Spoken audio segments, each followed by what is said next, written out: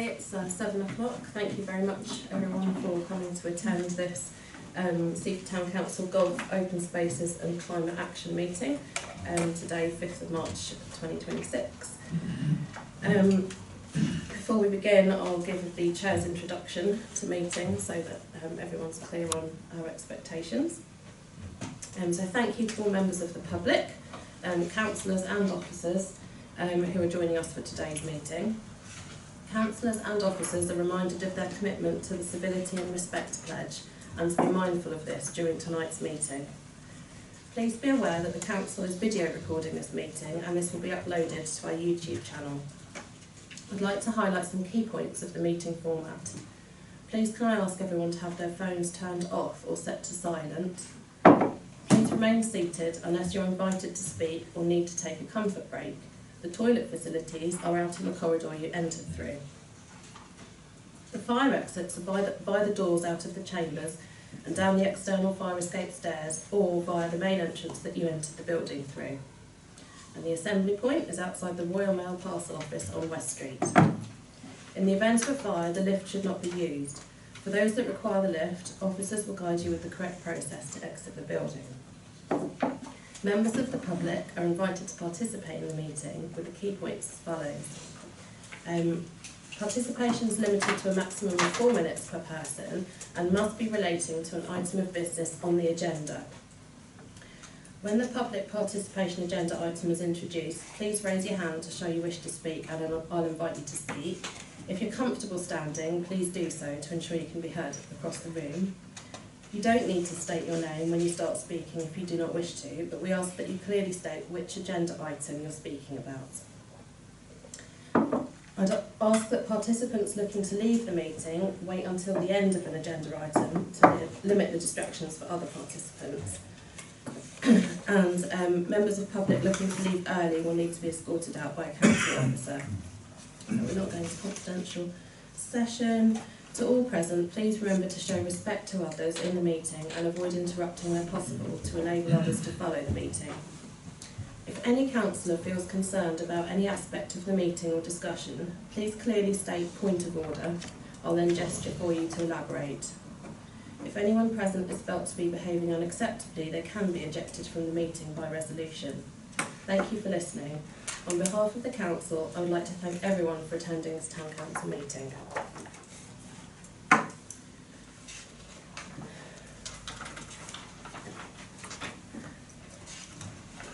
So I just want to thank Darryl Keach for putting the agenda out, and you're going to be my right-hand man officer clerking for this meeting, which is a slight change to norm, but I think it'll be a good experience. Okay, so we'll go to agenda item 1, which is apologies for absence. Darryl might have apologies for this. Thank you, Chair. Apologies for absence for this evening. Fraser Morley, who's our golf pro, has personal commitments, but he's welcomed any queries for anything on the agenda to come via email. Councillor Honeyman, due to personal commitments. Councillor Matthews, due to personal commitments. And Councillor Taylor, who is away on holiday. Thank you very much. Moving on to item 2, which is the disclosure of interests. Do any members have any disclosable pecuniary or interests other than pecuniary interests to disclose, that they would like to disclose in conjunction with this meeting? No? Okay, none. So moving swiftly on to item 3, which is our public participation item. So this is to deal with any questions or brief representations from the members of the public who are here tonight in accordance with relevant legislation and Seaford Town Council policy. Are there any members of the public who wish to speak? I might as well take the opportunity, thank you very much. I'm here on behalf of the Seaford Environment Alliance. We are, on the 17th of April, we are hosting the Any Briefings, National Emergency Briefing film at the Mercury Centre, and we're here to invite any of you members who would like to join us. It's non-political, it's just open for discussion. I'm aware that Helen Fredericks may well have invited some of you, and we're just here to extend that invite. Well, I'm here to extend that invite. We were hoping that maybe you could support us in advertising this across your the wards of Seaford and actually get you guys on site and support the movement. really let the general public and our residents know climate breakdown and the information that was set before us on the 27th or 29th of November last year. I don't know if any of you had the pleasure or the emotional turmoil of watching those said briefings. And I think we've come to a stage that we need to be very mature and look at a different way of approaching and moving forward as a town and as members of society. And so it's an open invitation to anybody to come and join us at the Mercury Centre. There'll be tea and cake to start with. Doors open at 6 o'clock. Films at 6:30. It's running for about 45 to 50 minutes. And then a short discussion and moving forward. This film, our viewing here, will be one of very many opportunities to see the film, but we thought we'd have a general open broad conversation rather than making it a plan of attack just to get people started to talk and be very aware of what is about to descend on our laps. So that's really why I'm here tonight, on my own. And thank you very much for coming along, and thank you Sorry, for my name is highlighting. Carol, by the way. My name is Carol Smith. Yes, I'm a residency here. So Thank you. Thanks for coming along and Thank highlighting you. that opportunity for engagement and for us to see that film. I think I do have emails in my inbox. I don't know whether other councillors do as well. And we Yes. also have a agreement, obviously, with Seaford as working as a partner and as part of our climate emergency policy to publicise events in the town. So thank you very much for highlighting it. Hopefully anyone watching after today will see it, but we will make sure that we act on that. So thank you very much. do Google any briefings, because it's quite fun. It's phenomenal, the Thank information you. that they've brought together. So. Thank you. That's great. Thanks very much. Thank you. Okay, so we'll move on now to item 4. Sorry? Oh, would you like to stay for the rest of the meeting? I'm just going to ask one question. Would you support advertising the viewing of this film? That's really what I would like to get from this meeting. We do usually publicise events, especially C-Hub events, but I think the officers will make the final call on it. Is there a press release that we could repost? I'm more than happy if that's, not having done this before, and this is a new format for us as a group, because we're sort of quite a mixed group coming together. May I email you guys to actually, so we can have that bouncing backwards and forwards? We've got a little bit of time before this, the 17th of April, so. I think if you could email admin@seafordtowncouncil.gov.uk with a press release, we can repost that on our social media, which is probably the best way to get the message out. But it's definitely one way. That would be a good start if nothing else. So yes. And put it on our news on our website as well. That is all I needed from you tonight, so I'm not going to take up any more of your time. Not at all. Thanks for coming. So somebody So wants to we'll get have a brief interlude. Right, so we'll resume now and move on to item 4, which is the golf course update report, which has been submitted by Simon Member and Fraser Morley, who obviously isn't here. So I'll pass to Simon if you'd like to highlight any key points. Yeah, good evening. I invite comments and questions. Good evening, everyone. Only a few updates I can give you. My area is the course maintenance. Fraser's is his, and he's not here, so pretty welcome questions in the future. The updates from when I wrote the report. So machinery that I talked about has now been ordered, looking for delivery mid to the end of April. Fingers crossed. It generally goes a bit later than that. We had a site visit from the washdown system company. That's now ready to order. We had an updated price, which was, I think, about £10 cheaper than they first quoted. But they did a site plan review, checked that everything was okay, and so that's ready. We're going to order that soon. It's for April 1st onwards, so not been a big rush to get that in order. Had a meeting with Sussex Wildlife Trust, a guy called Mark today, just to go over some of the areas that we're looking to map, and will be added into section 11 of this meeting, so I won't go into more detail about that, but just that it was a positive meeting. Sussex Wildlife Trust are helping us a lot in creating the areas and what work needs to be done and that we can then claim for. So yeah, that was a positive meeting, but I welcome any other questions. Thank you very much, Simon. Do you have any questions or comments? Councillor Mee? Thank you, Chair. I just wanted to congratulate, as always, you and Fraser particularly you for the state of the course is fantastic. You know, you really keep it fantastic through the winter, despite, you know, inclement weather. Could you relay to Fraser that, you know, the uplift in membership and young people, and it's terrific, you know, the fact that so much more revenue is coming in. It's fantastic. Could you relay that to me? Yeah, definitely. Thank you. The other thing is, I just wanted to say, I think I'm really impressed that, you know, you're taking initiatives on your own back, like, you know, bird boxes, owl box. Fantastic. You know, this is the kind of thing that we can't be there to kind of suggest things. We, you know, can't see it all the time. You're there all the time. Think, oh, we could do this, and then you know, opening up the south-facing sandbanks. You know, fantastic, really great. So thank you for taking that as an initiative, and the more the merrier. No worries. Just a small note on that. If anyone's got a really long ladder that they want to lend us, we're struggling with. We've got a kestrel box up. We've got some styling boxes up.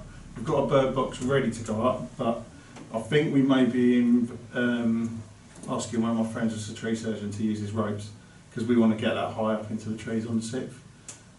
Our ladder Is that for the owl box, is it? It's for the owl box, yeah. So our ladder doesn't quite go high enough. Okay. But as long as everything's health and safety. yeah, oh, obviously, yeah. Second, third.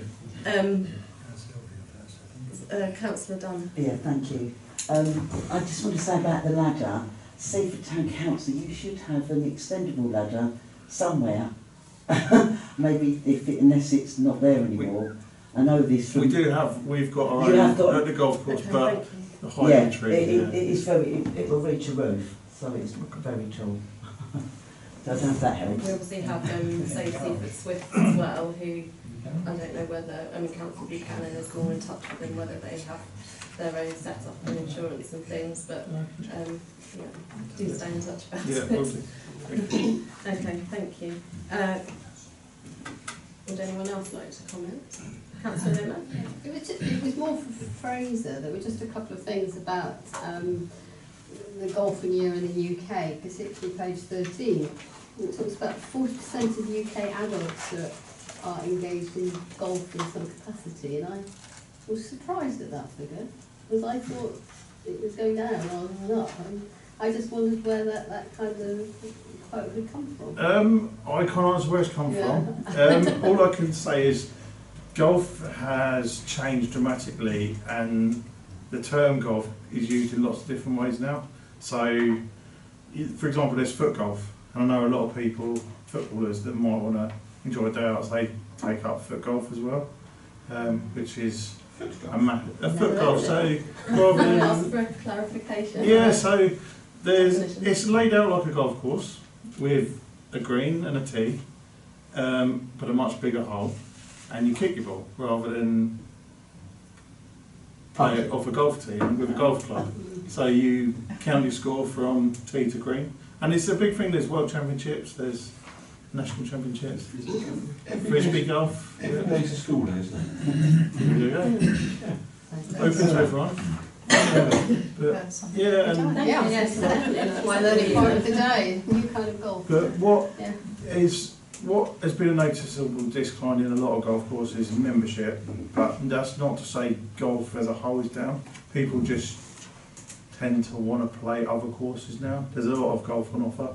So whereas some courses will see a drop in membership, you'll see a rise in green fees or society golf, where a group of guys or girls go around and play different courses. Yeah. So they might play like one a social thing. social thing, yeah. Absolutely, yeah. But Because it also, on page 14, talking about multiple clubs have closed in recent years and a potential iceberg of closures. So it was just the two, I couldn't quite work out how the two were related, that if you've got this huge rise in interest in adults, how could there be a problem about closing golf courses? I It think- didn't quite sort of make sense to me. yeah, I don't know where the information comes from, Alright, but in my okay. mind, there seems to be a big gap in the middle of golf course at the moment. So we're a public course, and we're very welcoming to any level and any standard of golf. And then there's extremely prestigious courses that you need to be rather wealthy to play there. In my mind, over the year, there doesn't seem to be a lot of room in the middle at the moment. So I think that's first. Okay, thank you. Thank you. Any other contributions? I can indulge myself in a question to Simon. I remember last season and last year we had a really fantastic run of weather through most of the spring and summer into the autumn, and really good season all round on the back of that. And this year, you know, you're reporting a more unsettled period of weather. It's been colder and things. Sort of laying that over last year, can you see a difference already, or are you still optimistic about the summer, and how's sort of the long-term weather forecast looking? How are you feeling about the rest of the season? I didn't bring my crystal ball with me tonight. No, I think it's looking forward from previous years. I think we are probably looking to go into a nice spring now. Yeah. The deficit of water from what we didn't receive last year has definitely caught up now. So we're not due anymore. I can't say we're not going to. Can't promise we're not going to get any. Yeah. But from all my records, a year generally bounces around 1,000 millimetres of rain. We had only, 1,000 millimetres. We only had 500 and something at the end of last year. We've now nearly had 500 in this year. So we've nearly matched what we had last year into March. Yeah. So it's balanced. So Yeah. the signs are looking good for us to start a good spring now. Yeah. Okay. I wouldn't even begin to guess what the summer's going to hold. But no, well, that sounds like a good position to at be the in, moment, doesn't it? we've got good conditions to get the golf course into a good shape. Yeah, fantastic. Thank you for that positive bit of news. Okay, so committees advised to consider the updates within the report and to move to vote on the motion, which is to note the contents of the report. Please may I have hands up from all councillors in favour of noting the report? Oh, proposer, sorry. Councillor Rutland, seconder, Councillor Meek, and all those in favour. That's everybody. Thank you very much. Thank you very much, Simon. Okay, we'll now move, this is where I should have put that to my agenda, on to page 17, which is agenda item 5, the Open Spaces and Climate Action Update Report, which has been submitted by Peter Cousin. Thank you, Peter. Would you like to introduce your report, Peter? So there's only one update since this paper, which is around Blatchington Pond. So we're aware that the fence posts have deteriorated further, and officers are obtaining quotes to repair them, and I welcome any questions. Thank you. Any questions, councillors? Yes, Councillor Meek? I do have three ones of comment. At 7.4 Hope Gap steps, some other councillors may be aware that we've had more complaints coming in from people saying, complaining that they're not in state and we're not doing anything about them. I've written letters, which I've copied into other people, and I did point out in the letter, as people may know, that the Berlin Gap situation, where they had a fall right by the steps, which completely calls into question one of the ideas, which was to have a similar set of steps, and it just shows how that can just be undermined, by nature. So I really think whatever we decide on has to be really robust, and obviously it has to be down to natural England and people like that as well, which a lot of people don't seem to understand the amount of restrictions we are under and the other statutory bodies we have to go to. 7.5, the cycle racks at South Hill Barn. I've been looking at that again, and I've been up there and looked again, and I just would question now to the committee whether do we really think we need cycle racks up there, because we've discussed a lot about how many people actually will cycle up there. But the other thing is, there are probably 15 to 20 stout iron rings bolted into the wall which were used for tying up horses on that brick wall, or animals at least. So I'm sure that the number of people who would go up there could easily lock their bikes to these rings, which are really strong, they're cast steel. So I put that to the committee, but I don't know how much we want to discuss it. I know the money's been put aside, and I know that the South Downs were really keen on it and were willing to come on board with the payment for the racks, but we were going to have to pay for cutting out a whole lot of grass, putting down, you know, all the infrastructure for a concrete slab, which seems like, you know, it's another bit of concrete up on the head there. So I just put that as a question, maybe just out into the ether for us to consider. The other thing I just wanted to comment on was I wanted to thank officers very much for 15.2E strategy 6.3. Thank you.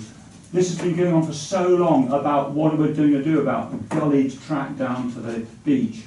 Thank you for that, because there's been so many complaints about it, and we tried probably for 3 years to try and get something done about that. And at last it looks like Natural England have agreed, and we are going to be able to get something done. So I look forward to that being done and that it's successful. So thank you, officers. Thank you, Councillor Meek. Did you want me to come back on a couple of days, just quickly? Yeah, I was just going to ask if you could just give us a quick update on Hope Gap steps and whether the Burling Gap incidents had any bearing on how officers are approaching that.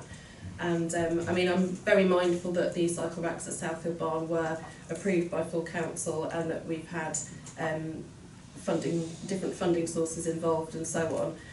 But whether we've explicitly, I know the park had considered the existing rings which are up there, but I wonder if there's any update from officers. So on Hope Gap steps, I think, so we've, as full council requested, we've now gone out to tender to get some quotes back for somebody to work that project up. We have received some back, and we'll be bringing that to full council, those proposals. I think it demonstrates what we were maybe already aware of, that that is a very exposed stretch of coastline with very rapid cliff erosion. So I think it's just demonstrated what happens, what could happen to any solution that we put in there. On the cycle racks, I'll have to come back to you. I'll look at exactly what we've agreed at South Dales National Park and why the rings weren't considered. And yes, the track works, there are improvements going on. At the moment, that track, I think those will be complete by the 13th of March. We will need to do more next year further up the track, but this is the worst part of being dealt with, and we're putting in some grips as well to stop it deteriorating of the team. Thank you, Councillor. Yes. Just in terms of the Hope Gap steps, I received contact from Councillor Lord recently, who works for Wilton District Council, and he advised that the bottom half of the steps at Burling Gap have been damaged to the extent they need to be removed, and they're now having to be remanufactured, galvanised and fitted, along with a whole host of other safety work, and it's going to take at least 12 weeks till completion. So that's from the fall, because it fell onto the staircase. And cost. Thank you. Thanks for that. Yeah, I have asked for a cost, and he didn't know. Councillor Rutland. 6.1, Cliff Gardens. Obviously, works are continuing. Do we have an estimated completion date? Because we're coming into springtime. If we're planting things up, spring is a good time for planting things, and it would be nice to know when this project that's been slightly contentious, understatement perhaps, but when it will be actually completed and looking as magnificent as we all hope it was going to. Councillor Rutland, are you able to? So I don't have an exact date yet. I think we're hoping late spring, early summer for completion.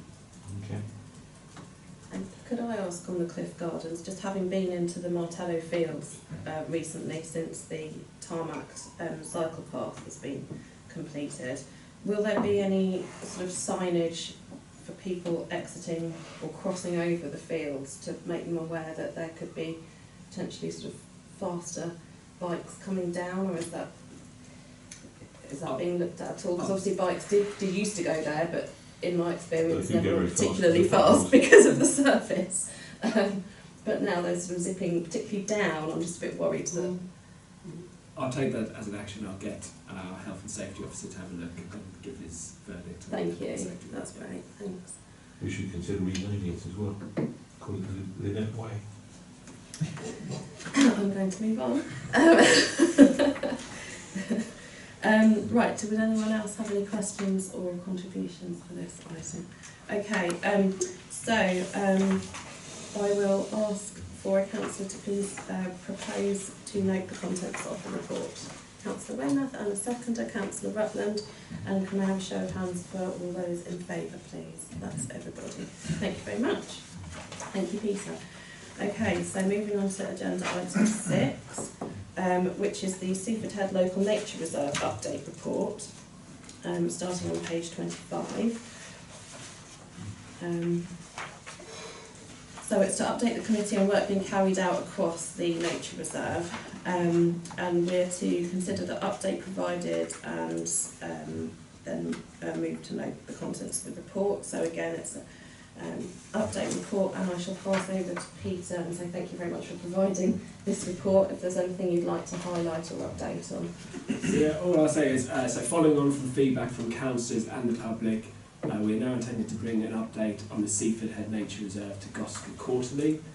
So I'd like to thank the Sussex Wildlife Trust for providing much of the information, and I welcome any questions. No questions, just to commend excellent work. It's all very comprehensive, it's very straightforward, we can see exactly what's going on. There's a lot of work gone into it, thank you very much. Well done. Thank you. Councillor Lake. Could I just express thanks to Sussex Wildlife Trust for they seem to have done a huge amount of work in over the winter. So if that could be ready back to them, I think it deserves. Thank you. Thank you. Thank you, Councillor Lake. Anybody else? Councillor Wimmer? Yeah, question for, it's item 4.2F, page 28, it's at the last page, about rubbish collection from her gap steps and down to Cascale cottages, because the beach cleans down there are quite challenging really, because there is, I've come across a team of volunteers run by Warm Norm several times, and they bring the stuff up from the beach and then leave it and expect a council to pick it up. And I've had some interesting conversations with the volunteers about what their expectations are, about whose responsibility it is once it's taken off the beach and it tends to be left down in a cable hut. What exactly is supposed to be happening about it? Because everybody seems to have a different idea. So it's definitely a difficult situation to manage. So Lewis District Council aren't able to access down there because they don't have the appropriate vehicles to get down there. So I've been working with Councillor Meek and also our tenant farmer. So at the moment our tenant farmer has kindly offered to bring those bags up on the tractor for the Lewis District Council to then collect. We just need to, the issue we now have is that they're in these ton bags, which Lewis District won't be able to collect.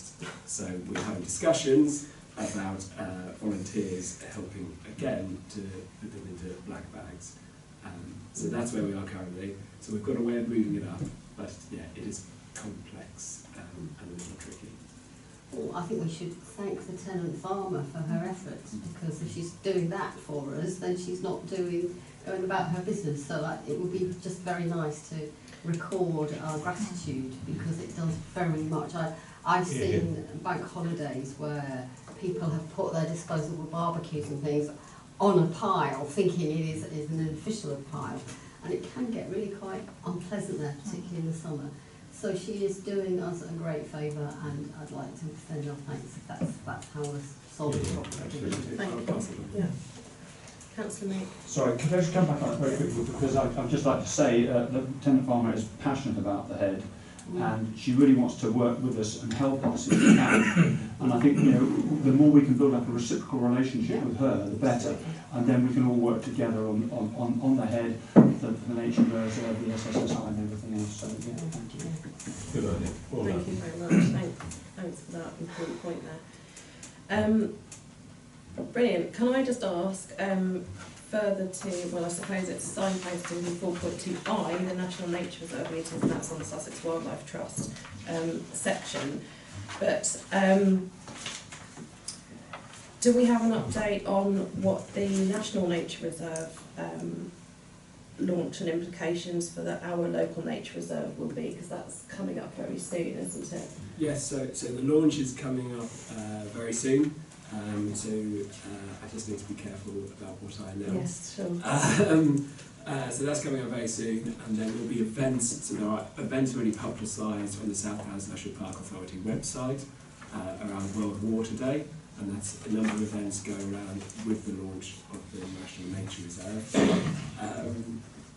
So yeah, and I think once the National Nature Reserve has launched, that is the springboard for how we work in partnership in a different way to look at it as a whole landscape and a joined up landscape instead of parcels. So the launch is very much the beginning of that process. Thank you. Thanks for that, Peter. Okay, if we don't have any more, I shall go to the recommendations, of which is only one, which is to note the contents of the report. Would somebody like to propose? Councillor Meek, Emma seconder, Councillor Walraven, and all those in favour? Right, that's everybody. Thank you very much. Okay, so we'll move on now to agenda item 6 on page 29, which is the income and expenditure report, which takes us up to the end of January this year. Thanks to Lucy, who isn't here, but Lucy for submitting it. Darryl, are you happy to field questions on this? Yeah, that's fine. Yeah. Do we have any questions or comments, please? Councillor Walraven. Councillor Dunn, sorry. Just like yeah, page 34, sorry. Page 34, Seaford Head Estate. The income rent, I take it that's Southfield, that must be the farm, £10 Southfield Farm for the income rent, yes. And the toilet hire, 4502, is that will that just be a one amount, 720, it won't come back again? Because it was toilet hire, so a one-off? What page, sorry, again? Sorry, page 34, 4502, On there. 720. Yeah, the toilet hire was a one-off, wasn't it, for Yeah. for the previous periods. So with the compostable toilets there, that won't be repeated. No, no.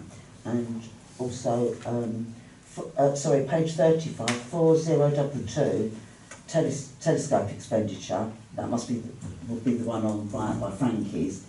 Is there any way somebody could check it under projects? Just it could do a little bit for maintenance.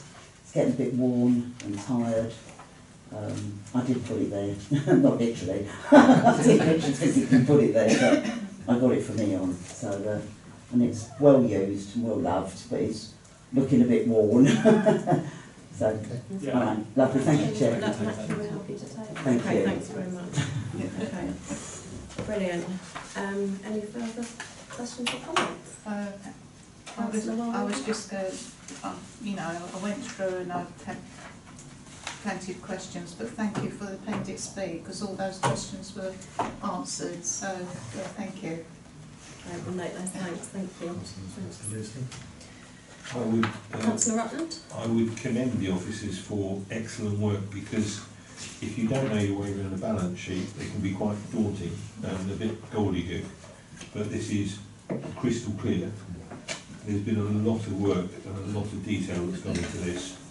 So I would commend everyone involved and say thank you. Thank you for your comments.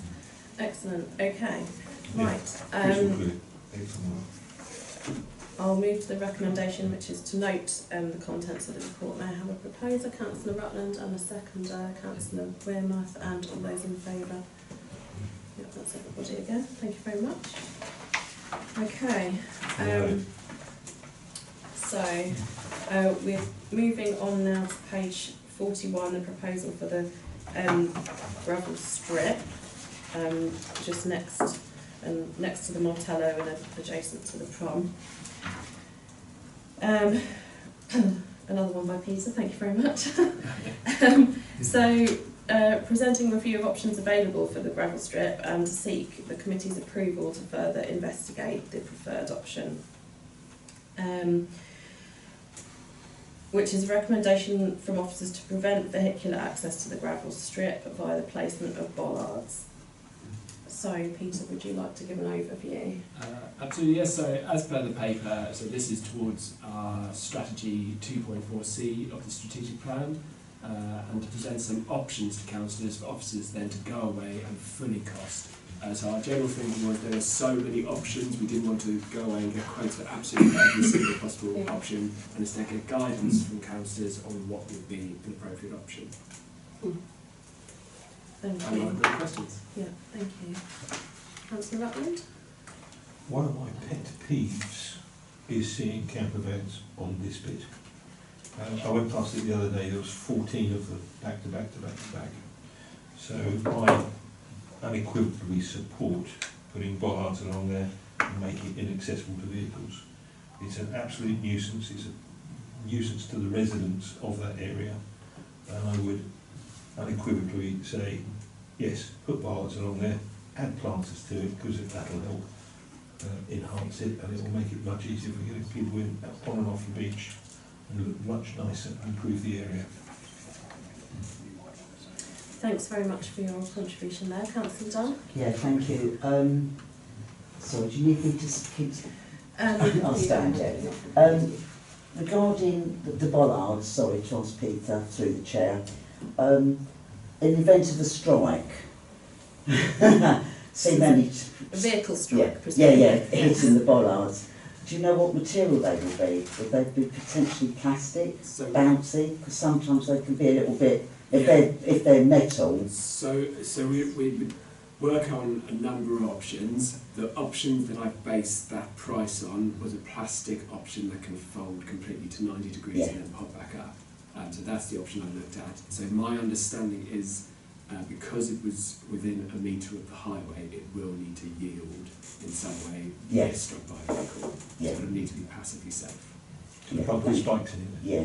The other thing is the area is quite narrow along there, travel up there quite a bit, what with the Martello Road coming out onto it as well. In the report it states that they will be going literally down the edge. People do tend to swerve into there, not with the camper vans obviously, but I don't know. Is there any way will they be more central to the strip, so that if there is a, you know, two-way traffic, because it's very narrow there, it can be with the parking. If you look obviously west, the parking on the residents on the the right-hand side. So will they be literally down where the lip is, if you like? I think we would go in a little. We need to ensure we don't go too far in, because my understanding is vehicles can overhang by a third over the double yellow lines and not count as being an issue for parking. So if we go too far, then vehicles will still have a right to park there. So we just need to be careful of that. So it's a balance, but yes, I don't think we would want to go right to the road edge. A little bit of the road. Okay.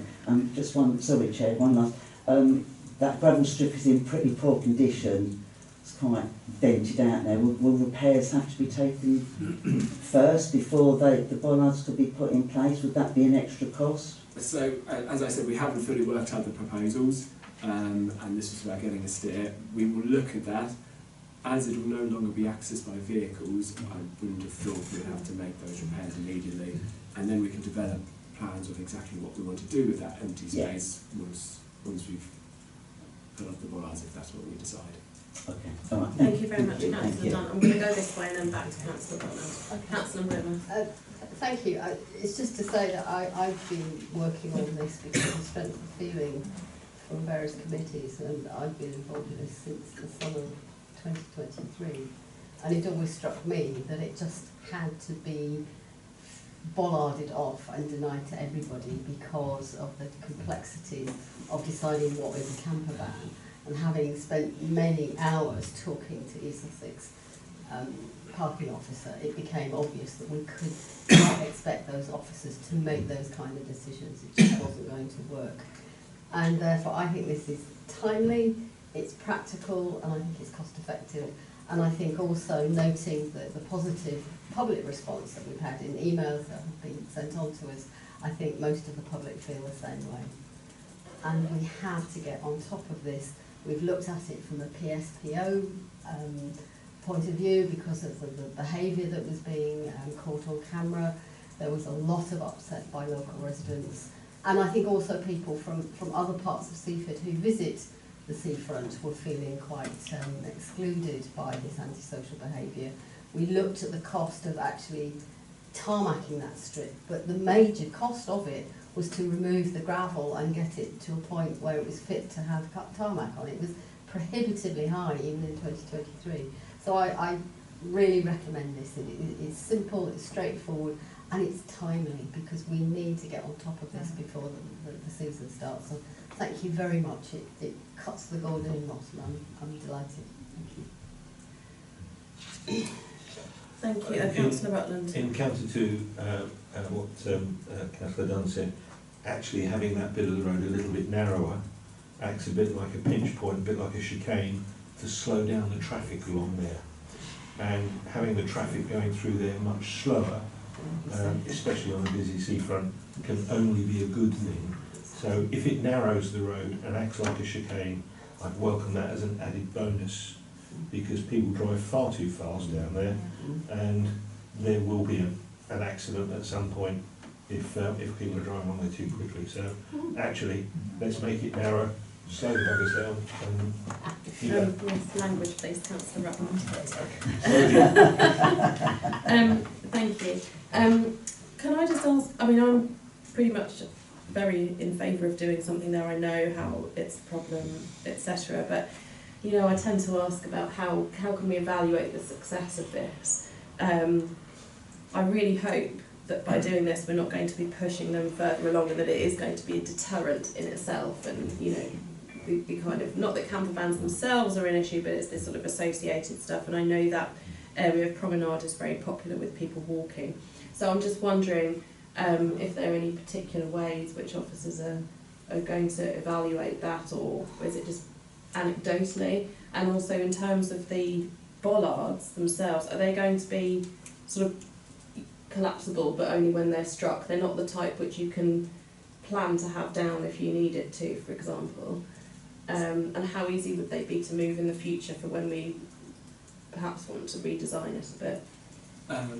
So the measure of success, I think, yeah, it's a difficult one to answer. Obviously, the measure of success, the challenge we would give them was to get the camper vans off that area. In the other areas, enforcement is much easier because it is actually designated car parking spaces. So enforcement can happen in some way. So I think we could do spot checks of how many camper vans are around, but I'm not sure exactly what that would tell us, to be honest. But I'm happy to have feedback from councillors if anything they would like us to feedback on the success of the trial. What we would plan is that we would have a section of bollards that could be removable so that we could gain access when we needed to behind that gravel strip, and we could put something there if we needed to in future, but the majority of the bollards would be fixed. Okay, thank you very much for that. It sounds like us as councillors will probably have a role to play in that respect. Right, Councillor, right, who are we going for? I'm going to go Councillor Walraven and Councillor Walraven. Just quickly, they won't be easily vandalised because once something's cordoned off, these things do easily get vandalised. So I think, you know, just in my experience, when something is taped off and stopping the public going somewhere, it gets ripped down and vandalised. So hopefully what we get won't be easily vandalised, that's all. I suppose they're designed so that if a vehicle or even a lorry or something hits them, that they will bounce back up afterwards. Yeah. So that suggests to me they're not going to be that easy to vandalise. And we'll ensure when we're speccing it that they. And how soon can this be done? Sorry, Councillor Rutland, did you want to speak? Sorry, yes, I did. Sorry, Okay, Councillor how Rutland. soon can this be done? So because of the spend, this would now have to go to full council. But I think now we've got that steer, officers can now actually get quotes in place. So what goes to full council, which I think the April meeting we would hope to take that to. And then if we've got the quotes in place, it depends on the contract, it could possibly within a month. Thank you. But we need the approval for the spend. I'll pass to Steve for your input. Through the Chair, thank you, Chair. Just in terms of something you said previously, Chair, which was in terms of the will it move the camper vans? I mean, from my perspective, it probably will move them, but to me, it's about the concentration of them. Yes. Being 14 in a row Yeah. is a very different prospect from having the odd one every so often Yeah. up the Seaford. So even if it doesn't disperse them, it will separate them from all being together. Yeah. I think the other thing is that my understanding is that because it's a piece of private land and it's not a car park, East Sussex can't enforce parking on it, whereas the rest of the road is enforceable. And so therefore, if they stay for more than 12 hours, they can be ticketed. Yeah. On the gravel strip, my understanding is they can't, Yeah. so they know that they can stay there for as long as they want. Okay, so it's acting as a bit of a honeypot at the moment. Thank you for that clarification there. Any other councillors wish to speak? Right, okay then. Thank you very much for the report, Peter. So the recommendations are, there are two, and I'm going to take them together. The first, if that's all right, yeah, nodding heads. Firstly, to note the contents of the report, and secondly, to instruct officers to design and cost the option of bollards along the edge of the gravel strip and present a costed proposal to full council for consideration and approval. Would somebody like to propose? Councillor Rutland and a seconder, Councillor Wearmouth, and all those in favour? Yeah, that's everybody. Thank you very much. I look forward to that for the summer. Absolutely. Right, so the next item on the agenda is item 9, which is the Seaford Biodiversity Audit Proposal, which starts page 46. To request that the committee provides Town Council support for a biodiversity audit of Seaford by Seaford Natural History Society. Thank you again, Peter, for this report. Would you like to give an overview? So, as many of you may know, Seaford Natural History Society already hold extensive knowledge of the biodiversity around Seaford and are now keen to increase that knowledge to include all of Seaford and to involve the local community in this process. To be clear, this is only a request for the Town Council to give its support and to share their communications. I welcome any questions. Thank you. Any questions or comments from councillors? No questions. Councillor Mick? I just wondered what kind of, did they specify exactly what support? Was it just support, verbal kind of support, or was it any financial or officer time support? So there will be a little bit of officer time just in meetings, but ultimately they just wanted verbal support and to support them through our communications. So no financial. Any further questions?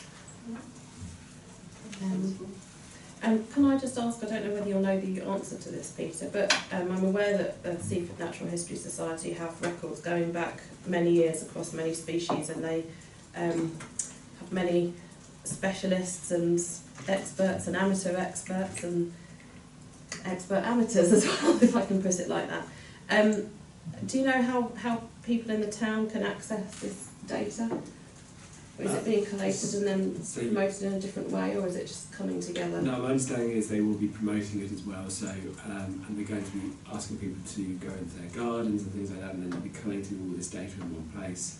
And there's particular species that used to historically be in Seaford but are missing now, and then looking to find those species like this particular moth and things like that, and then sharing all that data. Oh, exciting. Thank you very much. That's great. That sounds like just the kind of thing, according to our climate emergency policy, that, yeah, hopefully we want to be doing. So, do we have any more questions, or should I move to the recommendations? So, again, I'll do them together to note the contents of the report, and secondly, to give the Town Council support for Seaford Natural History Society to undertake the Seaford-wide biodiversity audit. Somebody like to propose? There's Councillor Meek and second Councillor Dunn, and please indicate if you're in favour. That's everybody. Thank you very much. Thank you. That's great. Look forward to seeing the results of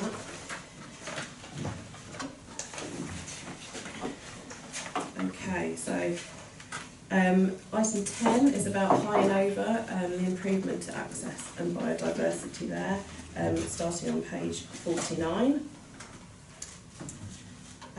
Peter? Yeah. So this proposal intends to significantly improve the Town Council's high and over society for both people and wildlife. We have the support of the National Trust, who are the neighbouring landowner, and who want to work in partnership with us to achieve this. Also, meetings with South Wales National Park officers have been very positive, and I welcome any questions. Thank you. Councillor Rutland. I remember last spring I was driving past High and Over, and a whole, it's not a flock of goats, is it? No, it's a herd, sorry. A whole herd of goats had escaped from Littlington and were busy climbing all over the car park. And I managed to get hold of the farmer, and he came up and rounded them up. But goats are excellent for eating all the things that nobody else wants, or no, you know, all the things that other things won't go near. So actually using goats to clear scrub is a genius idea, absolutely superb. I would say that's very, very good for clearing heavily overgrown areas, and working with the local farmer to achieve that would be a good thing. So yes, it was discovered that when they started grazing with the goats, it was discovered, it was always assumed that somewhere in that scrub there was a fence between ourselves and the National Trust land, and then they discovered there is no fence there, and then they started using electric fencing after that. Yes. Yeah. Yes, they're very good at escaping. It was quite exciting to come over High and Over and see all these goats all over the place, and they shouldn't be there. I better call somebody. And the contractor who we have spoken to get our initial quotes from, we have been very specific that they need to be goat-proof fences.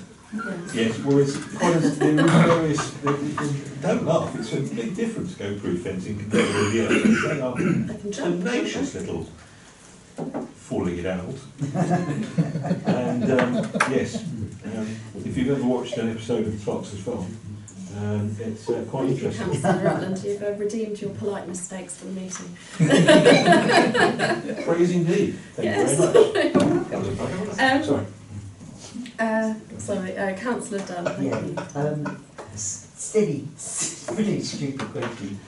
I mean, I should have checked on the electronic version because mine is in black and white. So, but thank you. Where's the orange dots? Oh, there. Okay. I'm not sure. This William Reed Jeffreys Memorial, I've never seen it. Whereabouts is it in relation to that? Yeah, I know it's there. Which one here? Has anyone got the what 3 words location? Yeah, but I've been down right.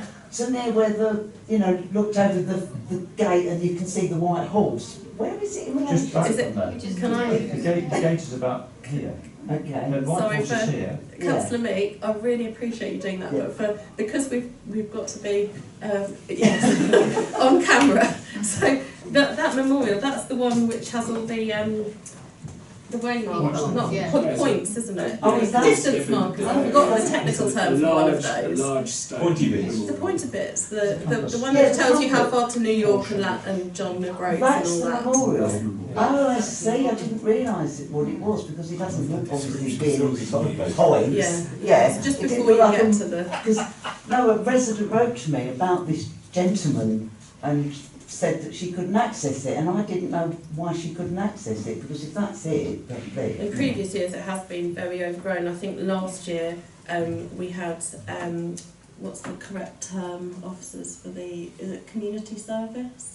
Oh, you mean payback? Community payback. Folks up there who did quite a lot of clearing, and then we had goats. But it does get very muddy, and it's difficult to access that area anyway, even without walking boots and crampons and gaiters and all the rest of it.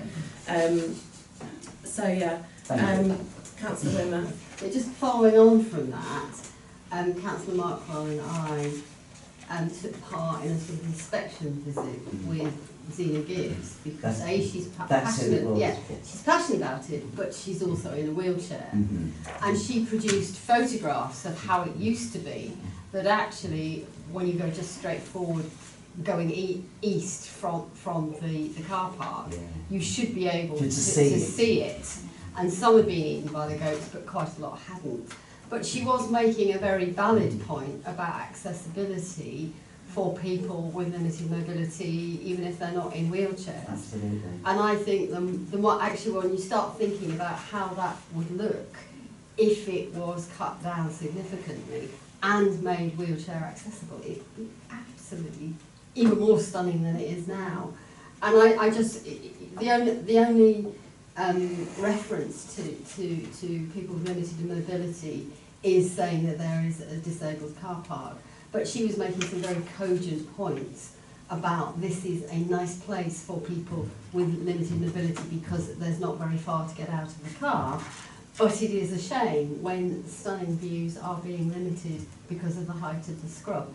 So it was just really to pass on that the Access Seaford, I think it's called, are really quite involved in these kind of things, and just thinking about the surface underfoot as well as the potential for the viewing would be quite helpful. So yes, as part of this, I had a site visit with the access officer for the South Downs National Park Authority, who advised us on what would be the appropriate surfacing to make it accessible to the monument and to that viewing area.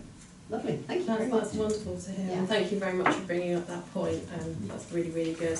I know from my own experience how it used to be much more accessible up there, and I've taken friends and relatives. It's a place where, if someone comes out of hospital, when they start getting better, you can park and they can just go for the view and not have to walk very far, and it helps people. So it's a really nice spot.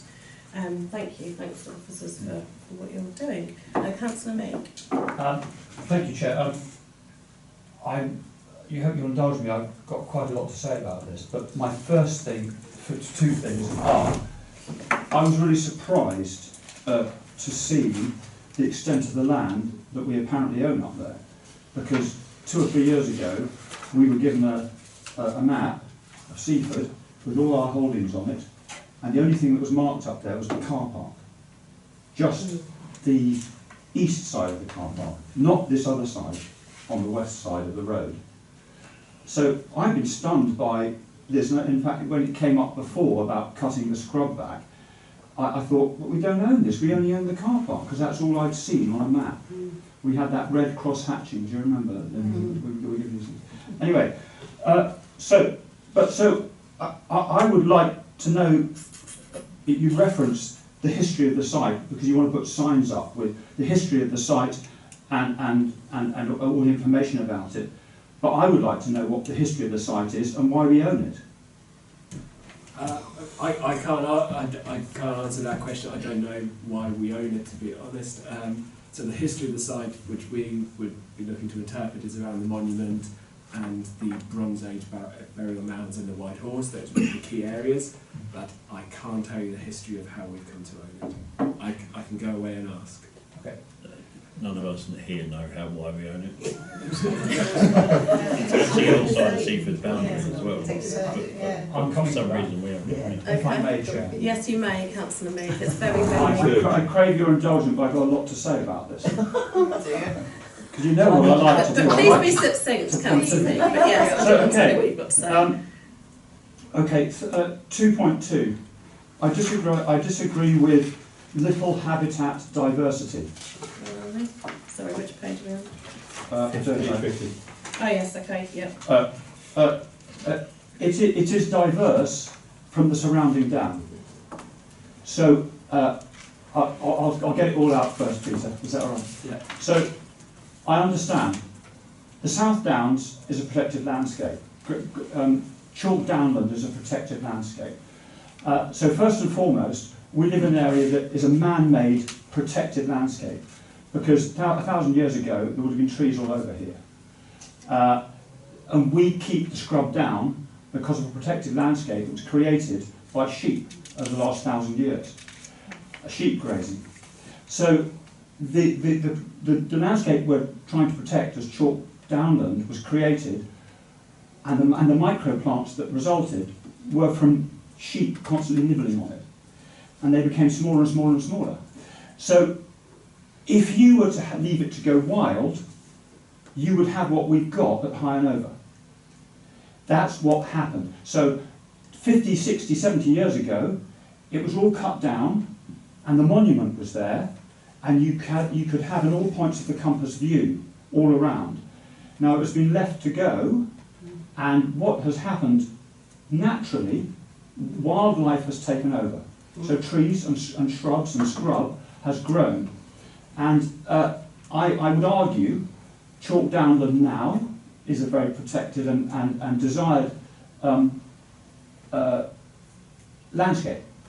But an awful lot of what we see as chalk downland is very, very poor quality chalk downland, like we have over most of Seaford Head, where we let the farmer graze the sheep, because it's all nitrogen rich, and it's been looked at, and there's hardly any indigenous wild flowers there from natural grazing.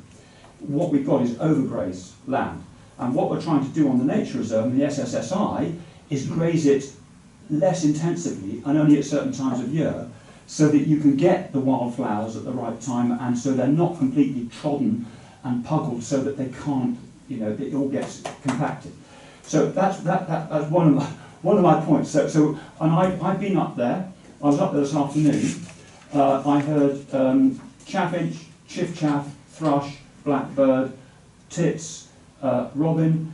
It's biodiverse in that little woodland that is at the top there. There's some substantial trees. Some are completely overgrown with ivy and they're falling over. That's natural.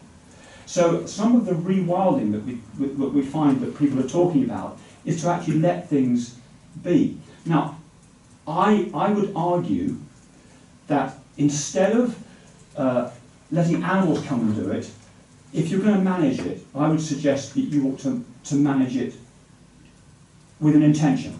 So rather like on the golf course, we make scallops, we make rides, we make spaces for areas where which are protected from wind and things, so that biodiversity can flourish in those little areas, which are natural, which were kind of creating what would be natural glades, which historically things like aurochs would have created by grazing in those areas and knocking trees over and then moving on. So this is my argument, that I think it would be managed better, not by just, with respect to Jeff here, that you just let goats go crazy in there. They do let the goats go crazy on the steep escarpment, and they've eaten a lot of it out. But I have to say, I'm a bit against the idea that chalk downland just has to be chalk downland. To me, it's not very natural. It's a kind of man-made protected landscape. So that's one thing. Also, on the top there are about 3 or 4 very deep sinkholes there. Now, if you just let animals, particularly if you may be all right with goats, but if you let cows in there, they're very steep-sided. Cows may well fall into there. On other sinkholes out on the downland, farmers put wire around it because animals will fall in there. So I think that would be a danger and a liability for that. So the other thing is that at the moment you've got a car park which has 3 entrance sites, 3 entrance points, which have tarmac walkways to go to the viewpoints. And I agree, Councillor Wimmer, that we need to cut for the views. We need to cut those areas out. But I would hate to see it where we just blanket cut the whole way along, so that the whole thing is like almost a precipice edge, and then the scrub further down. I mean, you want to get some views, but it's quite nice to walk through a little area of trees, and then you go, oh, there's a big vista here, and you go, oh look, you can see it now. In the winter, you can see through. But I agree, we need probably 3 or 4 cuts where you can get the lovely view, particularly on the bit down to the northeast side, where there's a deep chalk gully. There's actually a bench there. You can sit on that bench and you won't see anything. So I quite agree with that. The other thing is that I think that when you drive into that car park, you come and it looks like a kind of wild wood. Now I rather feel that if you put up fencing there, more like kind of stockade fencing, you're going to come, there's a car park and then there's a kind of fence all around it. And I think that will be a shame. It's rather suggesting that this is so managed, we've got a fence around it. And then you're going to have stiles, but it rather looks, from the way that it looks like, there's going to be fencing all the way around it. I don't know if there are going to be gates all the way along, because you've only marked 1 footpath there, which goes down to Litlington. But there's a footpath that goes down the steep escarpment. There are 2 footpaths that go off to go with the farmer's field that goes towards Seaford. So I would hate for it all to be there that you had to kind of only go around one way or something like that. So these are my points. Sorry to go on so long, but the other thing is there's an information board up there, which interestingly enough says a lot of information about local, biodiversity, some of which it also talks about scrub being very valuable for small birds and holly blue butterfly. And it says on the board, and it talks about the proposed national park.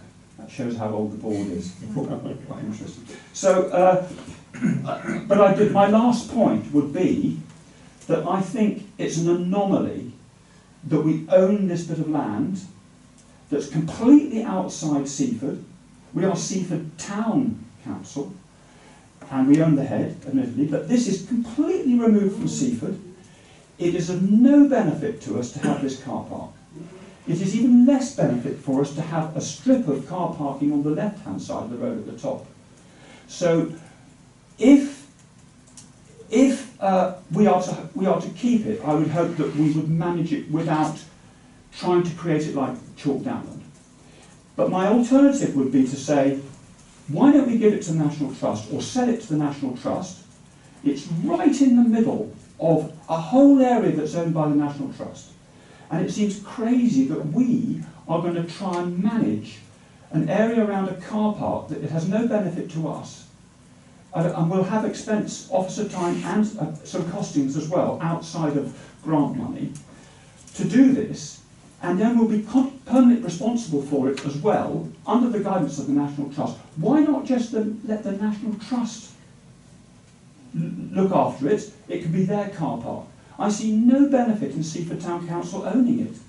Thank you, So I'll stop there, but thank you for making your point. My very long point, I do apologise, but coming back and zooming out. From my point of view, that I feel that's really important. So thank you, Committee, for listening to me. Come back to those points yeah, quickly. sure, please, There is no suggestion in here that we're looking to restore this to chalk grassland. And actually what we want to do is restore those natural processes that you talked about. So even if you take the biggest, most successful rewilding projects, an element of grazing will always be a part of that. And that's what we're looking to introduce. We're not looking to cut away all the scrub and heavily graze the land. What we're looking for, at the moment, nearly all the scrub is the same age, and therefore what we're looking for is some diversity in that age of the scrub. So we'll have some older, denser areas, and we'll have some lower areas, and we'll have the glades that you spoke about. So that's what we're looking to create, that diversity of scrub, instead of, at the moment, one age of all the scrub across the side, which becomes very dense, there's no light to the floor, so you don't get those flowering plants anywhere on the site. So, but definitely, I don't think there is any way that would revert to chalk grassland, and we're not looking at cutting away the scrub. So that any scrub clearance would be from a little bit of eating from the goats, and where the cattle, in particularly bad weather, where they will push into the scrub and create little rides through and things like that. On the sinkholes, I'll absolutely take that away and I'll look at that, and if we were to go ahead, then we would meet with the grazier on site and we would inspect the site for the animal safety, and if there were concerns that we could fence those off, absolutely.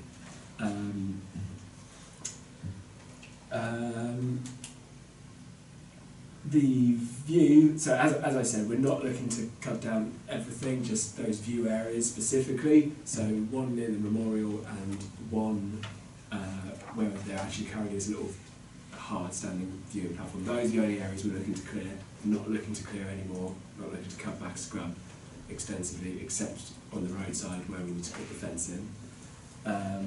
So the reason there's only one footpath marked, that's because there's only one public right of way. We're aware there are other footpaths, but there is only one public right of way, which is that footpath. There will be 3 gates at each of the car park entrances, which would be accessible gates. So that's the proposal. So there'll be fully accessible gates. And yes, the information board is definitely out of date, so yes, we're very keen to see that updated.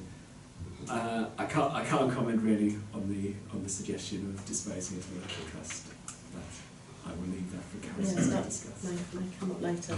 So I've been doing some research while you've been talking. It appears it might have been. There's plenty of time. It might have been that it was previously owned by Seaford Urban District Council, and therefore when Lewis took it over and when we were created, they gave it back to us. It seems like the most common sense reason why we got it back, because I think Seaford Urban District Council's boundary was larger, so it makes more sense. It is legal. There is a specific part of the Local Government Act 1972 which allows parish councils to own land outside of their area. So it's not unusual. It's just, for us, it's unusual because it's the only thing that's outside of Seaford, if you like. Okay. Thank you very much. Definitely some food for thought there, not just for the gates. If I can indulge just in a quick comment there, I understand your point about perhaps not being a benefit to Seaford Town Council, but I think I disagree on the benefit to Seaford, because I think a lot of Seaford residents go and use High Over on a regular basis. And although it may be slightly distant from our boundary, I think in terms of community connection to place, that I would hazard a guess and say that it's very strong. I don't know how others...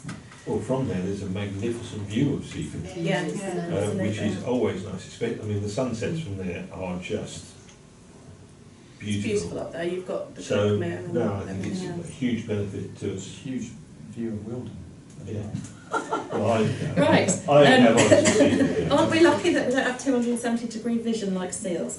Now who's being diverse? Can I ask a question about the benches which are up there? And I know that I've had communications and people coming to me, and I perhaps other councillors have as well, about the benches up there which have tended to be in quite a state of disrepair.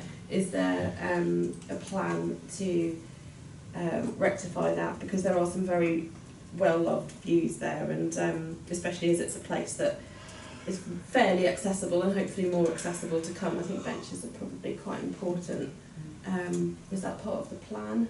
We hadn't specifically put the benches in the plan, but as part of our ongoing maintenance, I'll make sure they are checked. Okay, brilliant. Thank you, Peter. All right.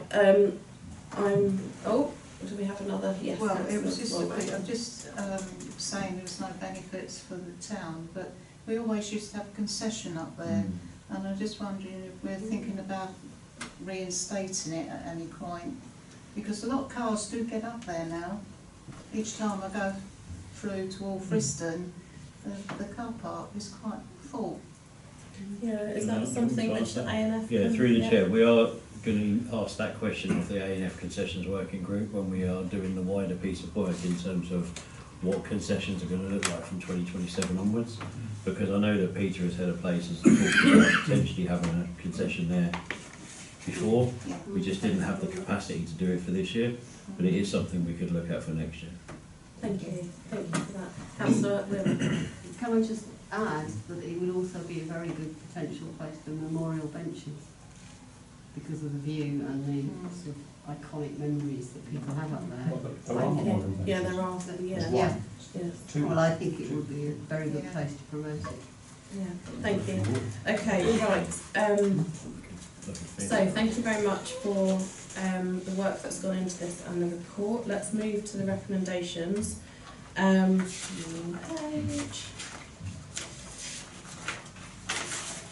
Page. Okay, so I'll take these individually on this occasion. So first of all, to note the contents of the report, may I have a proposer? Councillor Rutland and a seconder, Councillor Walraven, and if you're in favour, please raise your hand. That's everybody, thank you. Second recommendation is to approve that, subject to sufficient external funding being achieved, the proposed improvement works are undertaken at High as set out within the report. Would somebody like to propose this? Councillor Wearmouth and seconder, Councillor Rutland, and all those in favour.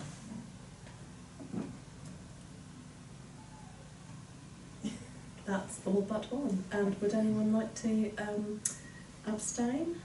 Would anyone like to oppose this? Yeah. Please raise your hand. There we go. Okay. Right. So as that's gone forward, I shall continue with recommendation 3, listing up. To approve, which is to approve that, subject to the externally funded improvement works taking place, the head of place be delegated power to enter into a grazing licence for High with the National Trust tenant for Frog Fell for a period of 3 years. Would somebody like to propose this recommendation? Councillor Rutland and a seconder, Councillor Wearmouth, and all those in favour, please raise your hand. So that's, yeah, and Anybody like to oppose? And yes, we have one in opposition.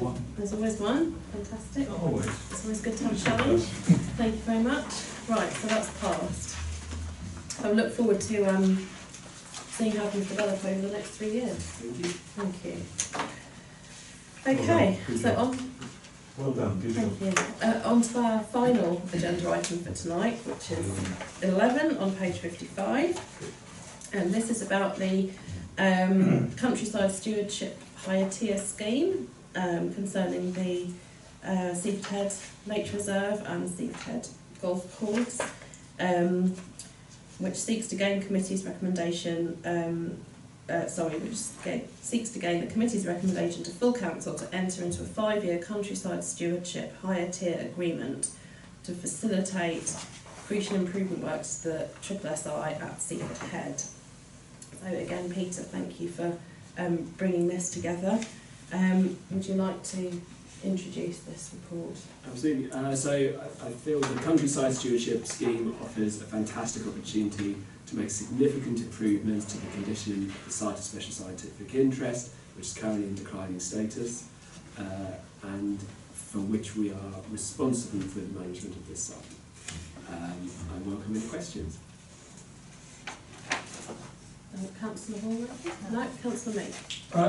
Not a question, Chair, but I think this is absolutely critical, and I think we should definitely go for this. I think, and if it gets passed, I would hope that when you take it to full council, Peter, that you will make it as forcefully known as possible that it's our statutory duty to improve the SSSI, and as the landowner, we have to do this. And we could even fall foul of some kind of legality if we didn't. So it's not just, we have a real duty to do this. As I said about short grass, we really do need to do this. So thank you. Would you like to come back on any aspects of that? So yes, absolutely. I'll be happy to put into a future report about the statutory duty we have. Thank you, Councillor Dunn. Yeah, thank you. It was interesting when I read this the other day, and then my husband likes a lot of documentaries on Sky, loads and loads, and there was one last night that came on, and it was actually about the decline. I don't know how old this was, it was a few years old, but the presenter is well known. The decline of our SSIs and our biodiversity is absolutely shocking, and us as England, we're really, really down, heavily down. And it's all to do with climate change. It's the visitors. Unfortunately, much more tourism. Many people now travel to us and everything. So, yeah. So I think this is. With Councillor Meek, this is exceptionally important, and I really hope that this goes through at full council. So, thank you for that perspective, Councillor Dunn. Would anybody else like to contribute? Councillor Rutland. I'm in complete agreement with James. Thank you very much. Right. Anybody else like to? I'm staying very diplomatic here. Would anybody else like to make any remarks before I put this to the vote? It's got to be done. Yes. Okay. So we've got 2 recommendations, and I'll take them separately.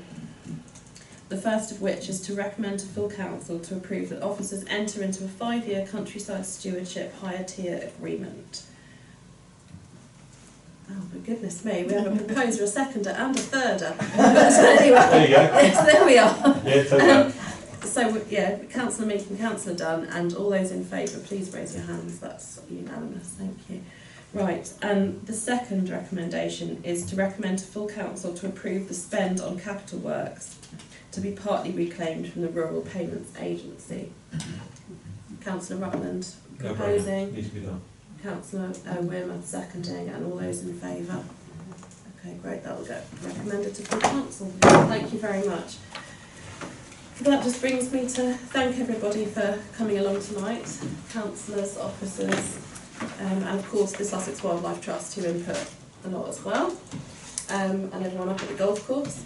Thank you very much. Thanks for a good meeting, and I shall, if that's all right with you, finish the meeting at 8:25, I think it is, PM, according to that clock, anyway.